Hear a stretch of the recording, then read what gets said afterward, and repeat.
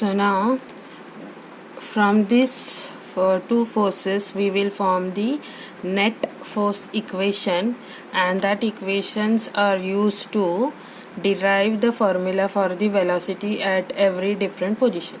So in that derivation you will come to know how the magnitude is different, and so the velocity is different, and so the motion is called non-uniform motion. Now the centripetal force will be the only net force, so in this case. And now second point, again it is written over here, when an object is in vertical circular motion, maximum velocity will be at bottom and minimum will be at the top. When we will derive this equation you will come to understand this statement. Then vertical circular motion has a minimum speed that must be required to in order to maintain the circular path. So that minimum velocity is called as critical velocity.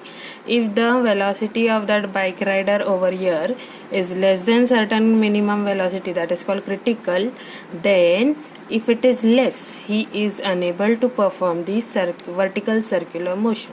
So there must be a minimum certain speed with which he should start the vertical circular motion. So now in next lecture we will study the net equations, how to find the net equations, then how to derive the formulas for the velocity. Thank you.